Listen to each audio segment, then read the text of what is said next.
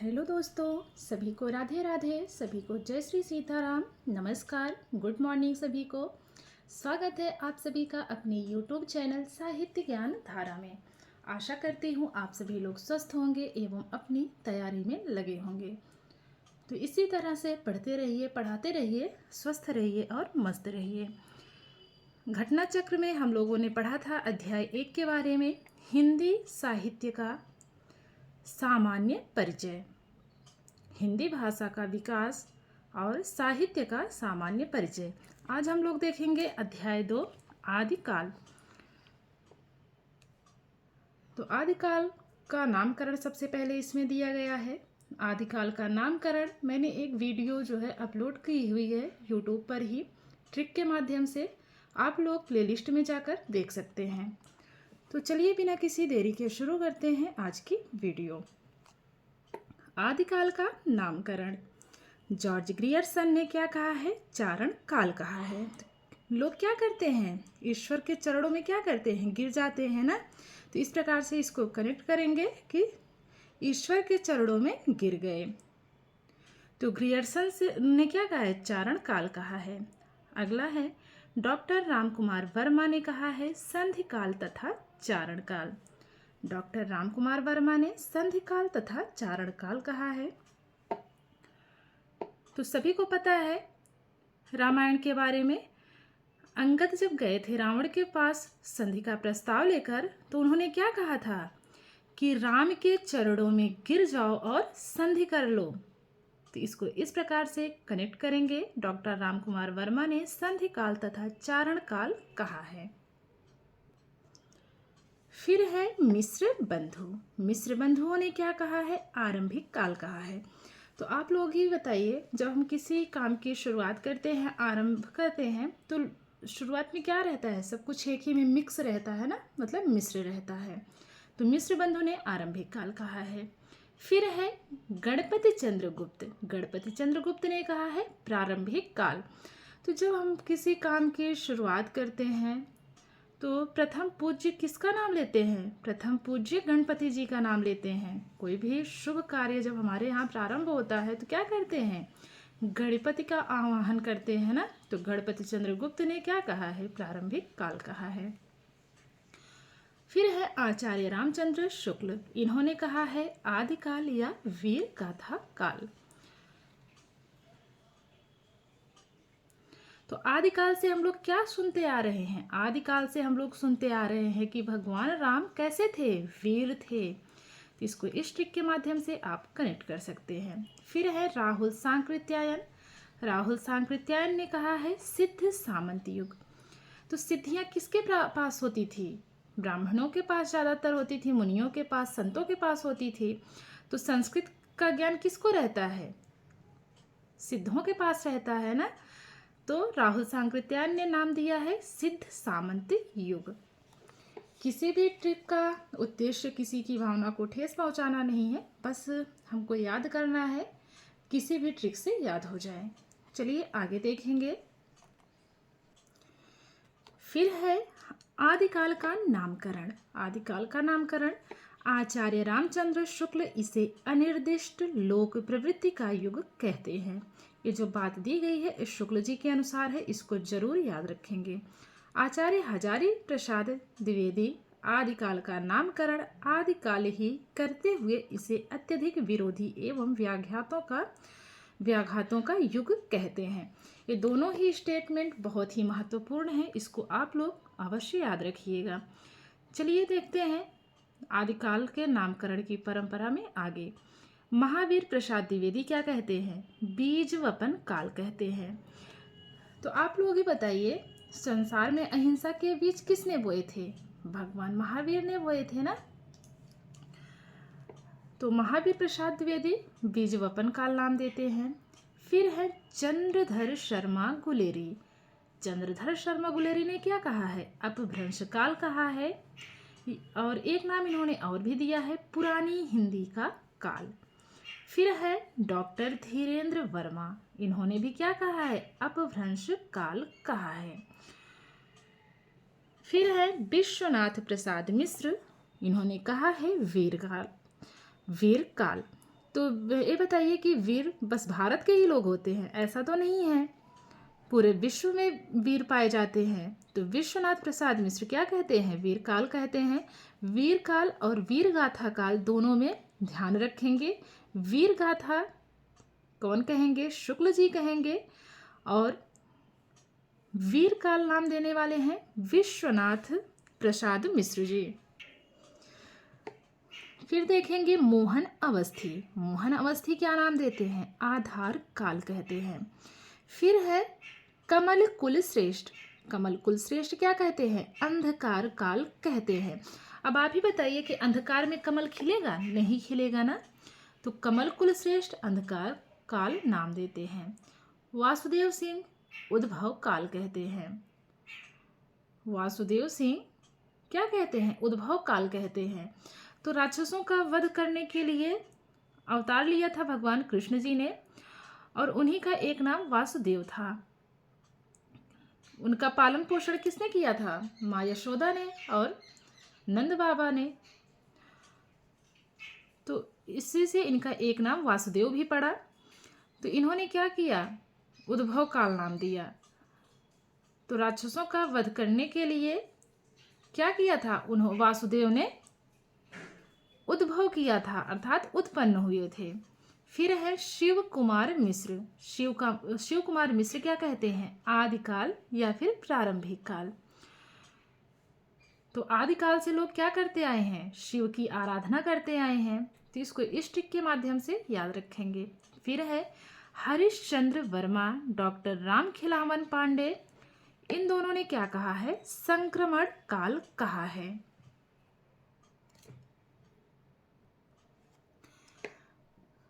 तो फिर इसको कैसे याद करेंगे, इसको इस ट्रिक से याद करेंगे कि ज़्यादा हरिश्चंद्र मत बनो, बच्चे को खेलने के लिए बाहर मत भेजो, नहीं तो क्या हो जाएगा, संक्रमण हो जाएगा। फिर है आचार्य रामचंद्र शुक्ल साहित्यिक प्रवृत्ति एवं 12 ग्रंथों के आधार पर आदिकाल को वीर गाथा काल भी कहते हैं। ये statement very very most important है, इसका ज़रूर आप लोग ध्यान रखेंगे। चलिए आगे देखते हैं। तो अभी हम लोगों ने क्या पढ़ा, आचार्य रामचंद्र शुक्ल साहित्यिक प्रवृत्ति एवं 12 ग्रंथों के आधार पर आदिकाल को वीर गाथा काल कहते हैं। तो उन ग्रंथों के नाम भी देख लेते हैं। चलिए देखते हैं। आचार्य रामचंद्र शुक्ल द्वारा निर्दिष्ट 12 ग्रंथ। सबसे पहले है विजयपाल रासो, नल सिंह कृत है। फिर है शारंगधर कृत हम्मीर रासो, विद्यापति कृत कीर्तिलता, विद्यापति कृत कीर्ति पताका। फिर है नरपति नालकृत बीसलदेव रासो, दलपति विजय कृत खुमाड़ रासो। फिर है भट्ट केदार कृत जयचंद प्रकाश, चंद्रवरदाई कृत पृथ्वीराज रासो। फिर है जगनिक कृत परमाल रासो, मधुकर कवि कृत जयमयंक जस चंद्रिका, विद्यापति कृत विद्यापति की पदावली, अमीर खुसरो की पहेलियाँ। तो ये 12 ग्रंथ जो है शुक्ल जी ने इसी के आधार पर आदिकाल का नाम वीर गाथा काल भी दिया है। तो इन ग्रंथों को भी जरूर याद रखेंगे। चलिए आगे देखेंगे। उपर्युक्त ग्रंथों या रचनाओं में से विजयपाल रासो, हम्मीर रासो, कीर्तिलता एवं कीर्ति पताका को शुक्ल जी साहित्यिक पुस्तकें कहते हैं जो अपभ्रंश भाषा में हैं। तो आज का जो टॉपिक है इसमें हर एक लाइन बहुत ही महत्वपूर्ण है, सबको ज़रूर याद रखेंगे। शेष 8 पुस्तकों को शुक्ल जी देश भाषा की पुस्तकें कहते हैं। तो इस प्रकार प्रश्न बन सकता है कि अगर ज़्यादा डीपली पूछेगा तो प्रश्न इस प्रकार बनेगा कि आचार्य शुक्ल ने जिन 12 ग्रंथों के अनुसार पर आदिकाल को वीर गाथा काल नाम दिया उसमें से अपभ्रंश भाषा की कितनी पुस्तकें मानी गई या फिर कितने ग्रंथ माने गए। तो अपभ्रंश भाषा के 4 पुस्तकें मानी गई, 4 रचनाएं मानी गई या फिर 4 ग्रंथ माने गए और शेष 8 पुस्तकों को शुक्ल जी ने देश भाषा की पुस्तकें कही हैं। चलिए आगे देखेंगे। उपर्युक्त ग्रंथों में वीसल देव रासो तथा खुमाण रासो परवर्ती ग्रंथ सिद्ध हो चुके हैं। हमीर रासो अब प्राप्त ग्रंथ तथा जय चंद्र प्रकाश एवं जय मयंक जसचंद्र का नोटिस मात्र हैं। अब देखेंगे आदिकाल की सामान्य विशेषताओं के बारे में। तो इसको 2 भागों में डिवाइड किया गया, 3 भागों में डिवाइड किया गया है। कौन कौन से? भाव पक्षीय, कला पक्षीय। फिर है राहुल सांकृत्यायन के अनुसार कविताओं में 3 तरह की प्रवृत्तियां भी मिलती हैं। तो सबसे पहले हम लोग देखेंगे भाव पक्षीय। भाव पक्षीय विशेषताएं क्या हैं? चलिए इसके अंतर्गत देखते हैं। युद्धों का सजीव चित्रण, श्रृंगारिकता, आश्रयदाताओं की प्रशंसा, दरबारी साहित्य या काव्य तथा राष्ट्रीय चेतना की अनुपस्थिति। फिर है रासो ग्रंथों की प्रचुरता, वीरों की गाथाएं तथा ऐतिहासिक प्रामाणिकता का अभाव, प्रकृति का आलंबन तथा उद्दीपन दोनों रूपों में चित्रण तथा कथानक रूढ़ियाँ। फिर है परस्पर विरोधी काव्य प्रवृत्तियों का समाहार। तो ये थी भावपक्षीय विशेषताएं। चलिए आगे देखेंगे। अब यहाँ पे है राहुल सांकृत्यायन के अनुसार कविताओं में 3 तरह की प्रवृत्तियां मिलती हैं। कौन कौन सी? अध्यात्म या रहस्यवाद, निराशावाद, युद्धवाद या वीररस। तो बहुत ही महत्वपूर्ण है। इसको कैसे प्रश्न इससे बनेगा कि राहुल सांकृत्यायन के अनुसार आदिकाल की विशेषताओं के अंतर्गत कविताओं की कितनी प्रवृत्तियां मिलती हैं? तो कुल 3 प्रवृत्तियां मिलती हैं और तीनों के नाम क्रमशः अध्यात्म या रहस्यवाद, निराशावाद, युद्धवाद या वीररस माना गया है। इसके बाद हम लोग देखेंगे आदिकालीन काव्य रूढ़ियों के बारे में। नायक के मार्ग में शैतानी शक्तियां, पक्षियों के माध्यम से कथा संवाद की योजना, पक्षियों व पथिकों द्वारा संदेश प्रेषण, नायक का पराशक्तियों से आशीर्वाद व सहयोग। अब देखेंगे कला पक्षीय। प्रबंध एवं मुक्तक काव्य रूप, अपभ्रंश, डिंगल या पिंगल, मैथिली खड़ी बोली भाषा का प्रयोग, वीर तथा श्रृंगार रस की प्रधानता, दोहा, सोरठा, छप्पय, तोटक, गाथा, गाहा इत्यादि छंदों का प्रयोग, अत्युक्ति तथा अतिशयोक्ति अलंकारों की प्रधानता। हजारी प्रसाद द्विवेदी ने क्या माना है? 1000 ईस्वी से लेकर 1400 ईस्वी तक माना है। फिर है आचार्य रामचंद्र शुक्ल, इन्होंने 913 ईस्वी से लेकर 1318 ईस्वी माना है। वहीं अगर शुक्ल जी के अनुसार विक्रमी संवत की बात की जाए तो इन्होंने विक्रम संवत 1050 से लेकर के 1375 विक्रम संवत तक माना है। फिर है जॉर्ज ग्रियर्सन। जॉर्ज ग्रियर्सन ने 700 ईस्वी से लेकर 1400 ईस्वी तक माना है। तो अंतिम सीमा 2 लोगों ने 1400 मानी है। किसने किसने? आचार्य हजारी प्रसाद द्विवेदी जी ने और जॉर्ज ग्रियर्सन ने। इसका ध्यान रखेंगे। फिर है गणपति चंद्रगुप्त, इन्होंने 1184 ईस्वी से लेकर 1350 ईस्वी तक माना है। राहुल सांकृत्यायन ने 760 ईस्वी से लेकर 1300 ईस्वी तक माना है। 760 ईस्वी, अगर ऐसा पूछा जाए कि राहुल सांकृत्यायन ने आदिकाल की आरंभिक सीमा किस शताब्दी से माना है, तो आपका हो जाएगा 8वीं शताब्दी। फिर है डॉक्टर रामकुमार वर्मा, इन्होंने विक्रमी संवत 750 से लेकर विक्रम संवत 1375 तक माना है। आगे देखेंगे।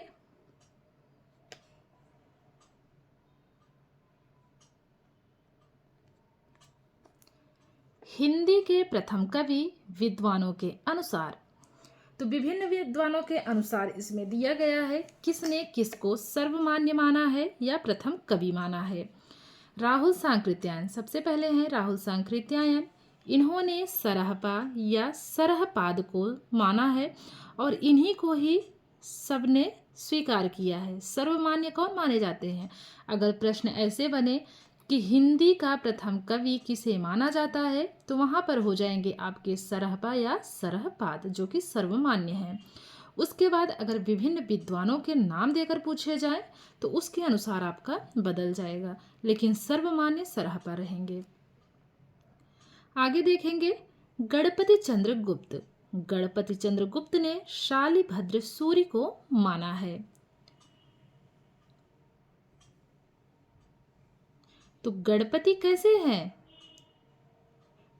शक्तिशाली हैं, ऐसे करेंगे कि शक्तिशाली हैं। फिर है चंद्रधर शर्मा गुलेरी। चंद्रधर शर्मा गुलेरी ने किसे माना है? राजा मुंज को माना है। राम कुमार वर्मा ने स्वयंभू को माना है। शिव सिंह सेंगर पुष्या पुंड को मानते हैं। इनको कहीं कहीं नाम पुष्यदंत भी मिलता है। तो ये तीनों नाम एक ही हैं, अलग अलग जगह पर अलग अलग भी मिल जाते हैं, अलग पुस्तकों में अलग मिल जाते हैं। तो शिव सिंह सेंगर ने पुष्य या पुंड या पुष्यदंत को माना है। इन तीनों विकल्पों में से अगर कोई भी विकल्प आपको दिखता है तो ये तीनों ही सही हैं शिव सिंह सेंगर के अनुसार। फिर है आपके बच्चन सिंह। बच्चन सिंह ने किसे माना है? विद्यापति को माना है। तो बच्चे को किस चीज़ की आवश्यकता होती है? विद्या की आवश्यकता होती है ना, उसको और किसी चीज़ से क्या लेना देना। छोटे बच्चे रहते हैं, स्कूल जाते हैं, पढ़ाई करते हैं, तो उनको विद्या की आवश्यकता होती है। तो बच्चे किसे मांगेंगे? विद्या को। फिर है हजारी प्रसाद द्विवेदी। इन्होंने अब्दुल रहमान को माना है। हजारी प्रसाद द्विवेदी ने किसे माना है? अब्दुल रहमान को माना है।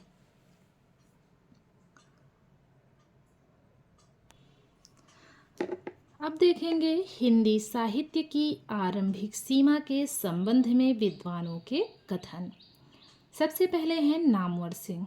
नामवर सिंह के अनुसार हिंदी के विकास में अपभ्रंश का योग ग्रंथ से यह देश धीरे धीरे इतना बढ़ा कि 13वीं शताब्दी तक जाते जाते अपभ्रंश के सहारे ही पूर्व और पश्चिम के प्रदेशों ने अपनी अपनी बोलियों का स्वतंत्र रूप प्रकट कर दिया। तो किसके अनुसार है? नामवर सिंह के अनुसार है। अगला स्टेटमेंट किसका है?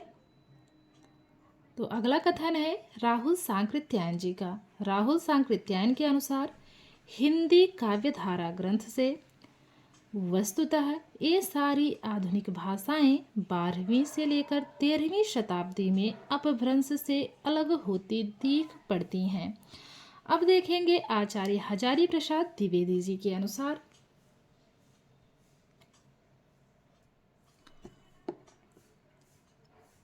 हिंदी साहित्य का उद्भव और विकास के ग्रंथ से यह विचार अपभ्रंशों को पुरानी हिंदी कहना भाषा शास्त्रीय और वैज्ञानिक नहीं है। जहाँ तक नाम का प्रश्न है, गुलेरी जी का सुझाव पंडितों को मान्य नहीं हुआ। अपभ्रंश को अब कोई पुरानी हिंदी नहीं कहता, परंतु जहाँ तक परंपरा का प्रश्न है, निःसंदेह हिंदी का परवर्ती साहित्य अपभ्रंश साहित्य से विकसित हुआ है। फिर देखेंगे आचार्य रामचंद्र शुक्ल के अनुसार। आचार्य रामचंद्र शुक्ल के अनुसार हिंदी साहित्य का इतिहास ग्रंथ से एक कथन लिया गया है। तो इसमें जो दे रहा है ना कथन, वो किस इनके ग्रंथ से लिया गया है उसका भी नाम दे दिया गया है। नामवर सिंह ने जो स्टेटमेंट दिया था, जो उनका कथन था, उनके ग्रंथ हिंदी के विकास में अपभ्रंश का योग ग्रंथ से लिया गया था। राहुल सांकृत्यायन के अनुसार जो कथन था उनका हिंदी काव्यधारा ग्रंथ से लिया गया था। आचार्य हजारी प्रसाद द्विवेदी ने जो कथन अभी इसमें दिया था उनका, वो हिंदी साहित्य का उद्भव और विकास ग्रंथ से लिया गया था।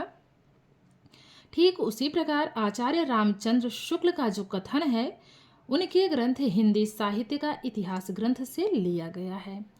तो कभी कभी कथन देकर पूछ लिया जाता है कि ये कथन किस ग्रंथ के अनुसार है, तो ध्यान रखेंगे इस बात का भी। हिंदी साहित्य का आदिकाल विक्रम संवत 1050 से लेकर विक्रम संवत 1375 तक अर्थात महाराजा भोज के समय से लेकर हम्मीर देव के समय से कुछ पीछे तक माना जा सकता है। अब देखेंगे डॉक्टर रामकुमार वर्मा के अनुसार हिंदी का प्रारंभ मगही भाषा में उन सिद्धों की कविताओं में हुआ जिन्होंने बौद्ध धर्म के वज्रयान सिद्धांत का प्रचार 8वीं शताब्दी से करना प्रारंभ किया। ये सिद्ध संख्या में 84 माने गए हैं। तो सिद्धों की संख्या कितनी मानी गई है? 84 मानी गई है। महत्वपूर्ण है, जरूर याद रखेंगे। अब देखेंगे आदिकाल की राजनीतिक परिस्थितियों के बारे में। तो चलिए देखते हैं। आदिकाल की राजनीतिक परिस्थितियां: हिंदू सत्ता का धीरे धीरे क्षय, इस्लाम का धीरे धीरे उदय, देशी राजाओं के मध्य कलह व युद्ध, केंद्रीय शासक का अभाव, राष्ट्रीयता का अभाव, जनता में राजनीतिक चेतना का अभाव। तो ये थी राजनीतिक परिस्थितियां। अब चलिए आगे देखते हैं आदिकाल की धार्मिक परिस्थितियों के बारे में। धर्म के अनेक पंथ या संप्रदाय हुए। और क्या हुआ? बौद्ध, जैन, वैष्णव सभी अपने वास्तविक आदर्शों से दूर। निश्चित साधना पद्धति का अभाव।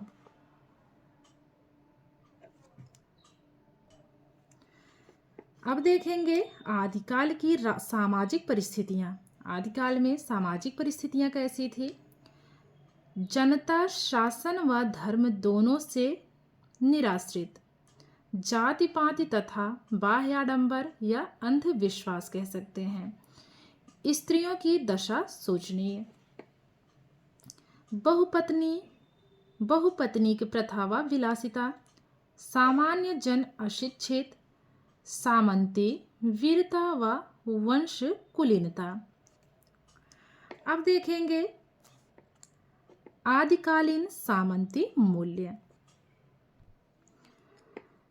स्त्री की अवधारणा में, धर्म के ऐहिक रूप में, राज दरबार के ऐश्वर्य चित्रण में।